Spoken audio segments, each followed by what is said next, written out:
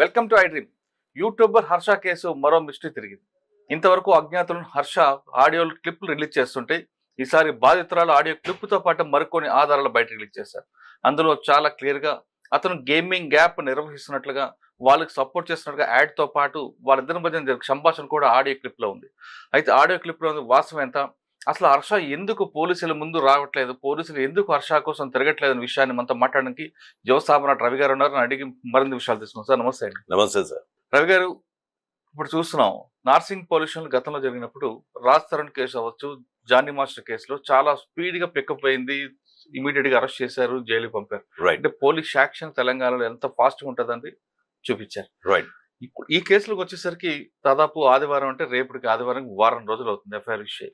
ఇంతవరకు ఎక్కడ కూడా ఏం కదినట్లుగా కానీ, లేదా అబ్బాయి ఎవరైతే అబ్స్కాండింగ్ ఉన్నారో ఆయన తరపు నోటీస్ ఇవ్వడం కానీ ఏం ప్రాసెస్ జరిగినట్లేదుగా అనిపిస్తుంది. దాని వెనక కారణం ఏముండొచ్చు అని ఒకటి. సెకండ్, అమ్మాయి కూడా కొన్ని అంటే వాళ్ళ తరపున వాళ్ళు ఒక ఆడియో రిలీజ్ చేశారు. అవును. ఇంతవరకు హర్ష నేను ఎవరిని బెట్టింగ్ యాప్లకు నేను సమర్థించలేదు నేను అంటూ చెప్పుకొచ్చుంటూ వస్తుంది. వాటికి ఆమె ఇచ్చిన ఆధారాలు మరి దేనికి చెప్పలేని విధంగా మ్యాచ్ అవుతుంటాయి. ఈ రెండింటి మీద మీ అభిప్రాయం ఏంటి? సార్, అసలు యాక్చువల్గా హర్ష సాయి గురించి అందరికీ తెలిసింది చాలా తక్కువ. అతను బెట్టింగ్ యాప్ ప్రమోట్ చేస్తున్నాడు అని అనుకుంటున్నారు. కానీ ఇప్పుడు 2 స్టేట్స్ పోలీస్ కళ్ళు కప్పి యథేచ్ఛగా వీడియో మీద వీడియో, ఆడియో మీద ఆడియో రిలీజ్ చేస్తూ అది క్రైమ్ అని తెలిసిన ఒక అక్యూజ్డ్ ఒక విక్టిమ్ ఆడియోలు ఎట్లా పడితే అట్లా వదిలేస్తున్నాడు. Left right centre. అందులో ఆ అమ్మాయిని నెగిటివ్ గా ఫ్రేమ్ చేయాలని ఒక కిరాయి ముఠా కూడా ఆల్రెడీ దిగిపోయింది. మీరు చూసుంటారు, ఓ పెద్ద కిరాయి ముఠా దిగిపోయింది. ఏంటి, ఆ అమ్మాయి ఒక వీడియో చేస్తే 25,000 50,000, ఆ అమ్మాయి ఇంతకు ముందే ఇది చేసింది, ఆ అమ్మాయి ఇప్పుడెందుకు కంప్లైంట్ చేస్తుంది. అసలు ఇంకా ఒక మీడియాలో కాకుండా ఈ కిరాయి ముఠా ఒక జ్యుడిషియరీ ట్రయల్ చేస్తుంది. ఇక్కడ ఉండి ఒక పెద్ద ట్రయల్ చేస్తుంది. మీకు ఒక ఆడియో వినిపిస్తాను ఇప్పుడు, మీరు సర్ప్రైజ్ అయిపోతారు. అంటే ఇది హర్ష సాయి వాయిస్ లా లేదు అని అనుకోకండి, ఇది హర్ష సాయి నార్మల్ వాయిస్. అతను వీడియోలో చేసేది అంత యాక్టింగ్ కాబట్టి ఇది ఒరిజినల్ వాయిస్ అన్నమాట. ఫర్ ఎగ్జాంపుల్ నేను చెప్పా, నేను బెట్టింగ్ యాప్ లో ₹1 బరాబర్ అది నా వాల్యూ, నేను 100కి 200% తీసుకుంటా, 2 కోట్లు కూడా తీసుకుంటా. హలో వింటున్నా. నేను ఇంకా లింక్ పెడితే నాకు 4 కోట్లు ఇస్తానన్నారు. లోటస్ లో అడ్వర్టైజ్మెంట్ లింక్ పెట్టి చేస్తే నాకు 10 కోట్లు ఇస్తానన్నారు. ఇవన్నీ బయటకు వస్తే నా మార్కెట్ వాల్యూ ఇంకా పెరుగుతుంది తగ్గదు. అని నేను కంపల్సరీగా చేయాలి. ఎందుకంటే బ్రాండ్ అనేవాడు నేను కాకపోతే 10 మంది వేరే వాళ్ళతో చేయిస్తాడు. నువ్వు మళ్ళీ ఏం డిస్కస్ చేయకు, ఓకే? నీకేం తెలియనట్టే ఉండదు. మళ్ళీ సేమ్ బ్రాండ్ అనేవాడు నేను కాకపోతే 10 మందితో చేయిస్తాడు. ఇప్పుడు నాకు 100% షూర్ రేపొద్దున్న రేపు ఎందుకు చేసావు బాబు అంటే నేను కాకపోతే ఇంకో 10 మంది చేస్తారు. ఈ నాన్ సెన్స్ ఆన్సర్స్ కి అతను ఒక డిక్షనరీ అన్నమాట. ఇంతేకాకుండా చాలా మంది బాధితులు హర్ష సాయి వాళ్ళ తండ్రి, మీరు మొన్న క్వశ్చన్ అడిగినట్టున్నారు, హర్ష సాయి వాళ్ళ ఫాదర్ని ఎందుకు పెట్టాల్సి వచ్చింది అని అడిగారు.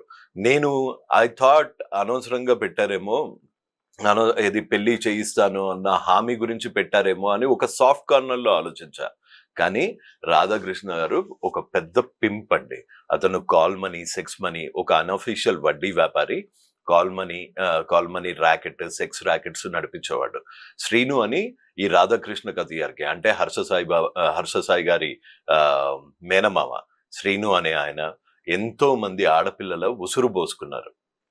15 లక్షలకి 1,60,00,000 బ్లాక్మెయిల్ చేసి చెక్స్ తీసేసుకొని ఆ అమ్మాయి నోట్ పిక్స్ వాళ్ళ హస్బెండ్ కి చూపిస్తానని, వాళ్ళ ఫాదర్ కి చూపిస్తానని, అలా ఎస్కోటక్లో గనక నేను ఇప్పుడు డేర్ చేస్తున్నా, ఎవరన్నా ఎస్కోటకి వెళ్ళి రాధాకృష్ణ కతియార్ గురించి ఎంక్వైరీ చేస్తే పువ్వు పుట్టగానే పరిమళిస్తుంది అన్నట్టు వీళ్ళ ఫ్యామిలీ వల్ల బలైపోయిన వాళ్ళు. ఆయన ఎంత క్రూరుడు అంటే, వాళ్ళ సెకండ్ వైఫ్ హర్ష సాయి వాళ్ళ మదర్ చనిపోయారు కదా, వాళ్ళ సెకండ్ వైఫ్ కి పిల్లలు పుట్టకుండా ఆపరేషన్ చేయించాడంట. అసలు వాల్యూస్ లేని ఫ్యామిలీ. మనం ఆల్రెడీ చూసాము ఉమెన్ తో ఎంత అందంగా మాట్లాడతాడో. ఈ విద్య కూడా ఏది మన కాల్లు రికార్డ్ చేయడము, ఇంకో ఫోన్తో రికార్డ్ చేయడము, 6 నెలలు వాడుకొని ట్రాప్ చేయడాలు, డబ్బుల గురించి బ్లాక్మెయిల్ చేయడాలు, ఇవన్నీ వాళ్ళ నాన్నగారి దగ్గర నుంచి మొత్తం నేర్చుకొని వచ్చాడు. And when it comes to the second question, where is Harsha Sai, నాకు వచ్చిన ఇన్ఫర్మేషన్ ప్రకారము ఆయన డే బిఫోర్ ఎస్టర్డే మార్నింగ్ 8 o'clockకి సహనిందితుడైన అతని ఇమ్రాన్ ని పిక్ చేసుకోవడానికి, ఇమ్రాన్ టీంలో చాలా మంది పైల్వాన్లు వాళ్ళందరూ ఇది స్టేటస్ కూడా పెట్టుకున్నారు. 8 గంటలకి AP 319999 అనే ఫార్చునర్ లో వచ్చాడు అనే సమాచారం ఉంది. కానీ ఇప్పుడు అది ఎట్లా ప్రూవ్ చేస్తాను? ఇంత నాకు తెలిసిన ఎందుకు ఆ కార్ ని ఫాలో చేయలేకపోయారు? అసలు ఆ కార్ లో ఎవరున్నారు? హర్ష సాయి ఉన్నాడా లేకపోతే హర్ష సాయి లేడా? ఇంత డీటెయిల్ గా నాకు తెలియదు. నాకు తెలిసి ఇతనికి డెఫినెట్ గా బెట్టింగ్ యాప్ మాఫియా రంగంలోకి దిగి ఎక్కడో అక్కడ షెల్టర్ ఇస్తుంది. అండ్ నాకు వచ్చిన కాన్ఫిడెన్షియల్ ఇన్ఫర్మేషన్ ఏంటి అంటే, నా గురించి ఎవ్వరూ మాట్లాడకూడదు అని ప్రతి మీడియా కంపెనీకి తను సామ దాన అన్ని ఆఫర్ చేసి రిక్వెస్ట్ చేస్తున్నాడు, కాళ్ళు పట్టుకుంటున్నాడు, కొంతమందికి డబ్బులు ఆఫర్ చేస్తున్నాడు. ఈ కిరాయి ముఠా లాగా వచ్చిన వాళ్ళకి అది అఫెన్స్ అని తెలిసిన ఎన్ని ఆడియోలు వచ్చాయండి ఇప్పటికి? 3, 4 నాకు తెలిసి ఇది మీడియా ట్రయలో లేకపోతే ఈ కిరాయి వాళ్ళ ట్రయలో తెలియదు, కానీ నాకు తెలిసి మొత్తం కేసు అంతా ఆడియోస్ చుట్టూ తిరుగుతుంది. బట్ నువ్వు తప్పు చేయకపోతే నువ్వెందుకు వచ్చి రాలేదు? నువ్వెందుకు పోలీస్ ముందుకు రావట్లేదు? పోలీస్ ముందుకు రావాలంటే 2 దంతారేమో అని భయం. కనీసం మీడియా ముందుకు రా. మీరు మీడియాను మేనేజ్ చేస్తారు మీరు అంటున్నారు. మీరు ఐడ్రీమ్ కి అయితే అటువంటి కాల్స్ రాలేదు, బెదిరింపులు రాలేదు. అంటే మీకు రాలేదేమో సార్, కానీ చాలా మందికి టెక్స్ట్ వచ్చాయి, కొన్ని ఛానల్స్ లో సంప్రదింపులు వస్తున్నాయి. ఇంతకు ముందులాగా అతను కొన్ని డిమాండ్స్ పెడతాడు అన్నమాట. మీరు నన్ను ఈ క్వశ్చన్ అడగకూడదు, ఈ క్వశ్చన్ అయితేనే ఆ మెస్మరైజింగ్ గొంతుతోని అలా వచ్చి అలా చెప్దాము, ఏదో ఒక స్క్రిప్ట్ ముందు బాగా స్క్రిప్ట్ రాసుకొని వస్తాడన్నమాట. ఒక పేదవాడికి ఇస్తుంటే ఎందుకు ఈ ఓవర్ యాక్షన్ కి ఇంకా కాలం చెల్లింది అనుకుంటున్నా. కాకపోతే ఇప్పుడు వచ్చే ఛాన్సెస్ అయితే నాకు కనిపించట్లేదు. అండ్ నా ఉద్దేశం ప్రకారం he is very much in Telangana or Andhra Pradesh. కానీ కొంతమంది ఆయన అబ్రాడ్ లో ఉన్నారు, గేమింగ్ యాప్ వాళ్ళే అతనికి షెల్టర్ ఇచ్చారన్నది. గేమింగ్ యాప్ వాళ్ళు షెల్టర్ ఇచ్చుంటే ఇప్పటికి చైనాలో ఉండేవాడు. ఒక బ్యాన్ చేసిన లోటస్ 365 అనే బెట్టింగ్ యాప్ గురించి ఆయన ఎంత దర్జాగా చెప్తున్నాడు. 10 కోట్లు తీసుకుంటా, అది నా మార్కెట్ వాల్యూ అంట. నాకు ఆ ఆడియో విన్న దగ్గర నుంచి నాకు ఒకటే ఫీలింగ్ వస్తుంది, అనవసరంగా చదివా, లోన్లు తీసుకొని చదివా, ఆ లోన్లకి వడ్డీలు కట్టా, మళ్ళీ స్టార్టింగ్ దగ్గర నుంచి కెరియర్ స్టార్ట్ చేశా. 6,650 నా ఫస్ట్ జీతం రిలయన్స్ లో.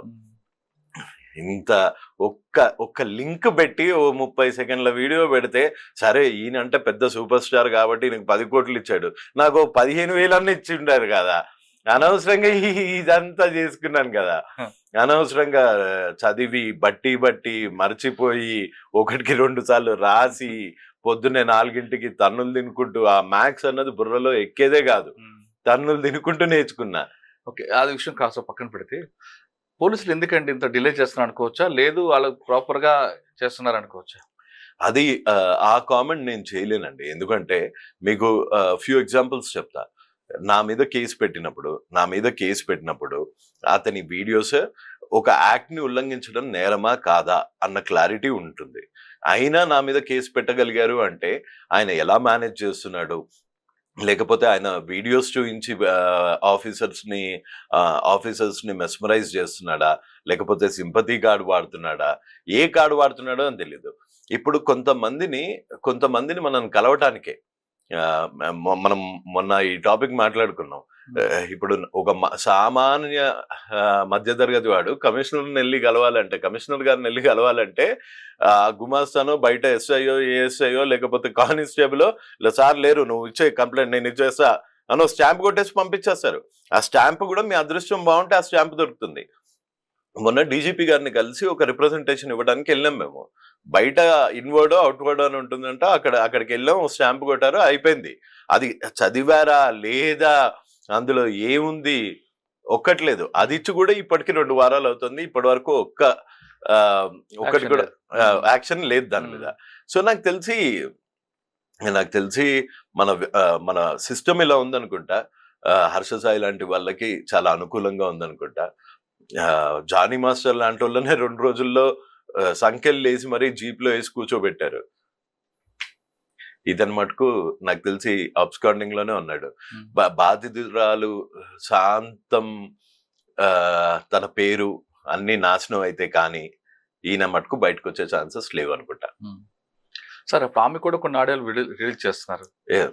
అంటే కేసు పక్కదోర పట్టించడానిక మనం ఏ కోణంలో చూడొచ్చు? ఆమె ఏ ఆడియో రిలీజ్ చేశారండి?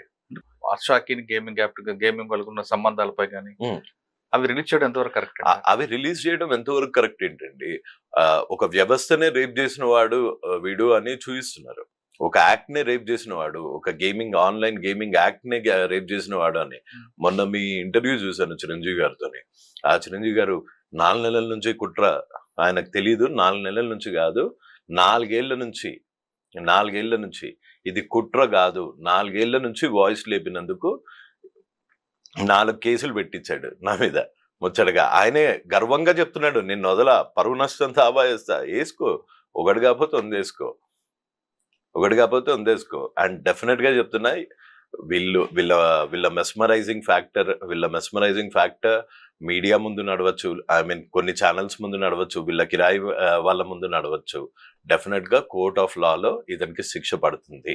ఓకే సార్, ఫైనల్ గా చెప్పండి, హర్ష బాధితులు ఎవరు వచ్చినా వాళ్ళకి ఆశ్రయం కల్పిస్తా, వాళ్ళకి న్యాయ సలహాలు ఇస్తా అని చెప్తున్నారు మీరు. అవును, అలా ఆ విధంగా ఎవరైనా మీకు అప్రూవ్ చేయారా? చాలా మంది అయ్యారు. వాళ్ళ నాన్నగారి గురించి ఆల్రెడీ 6 వచ్చారు.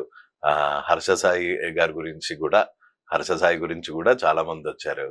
అండ్ వీళ్ళ పాపం కంప్లీట్ గా పండింది. సరే, ఆ 6 ఆడియోలు ఉన్నాయి అంటే పెట్టుకో, ఇంకో 10 మంది వస్తారు. నీ దగ్గర నువ్వే చెప్పావు నా దగ్గర 8 హార్డ్ డిస్క్లు ఉన్నాయని.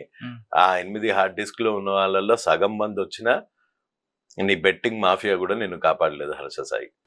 ఇప్పటికైనా ఖచ్చితంగా పోలీసు ముందుకు రావాలంటున్నారు యువ సామ్రాట్ రవి గారు.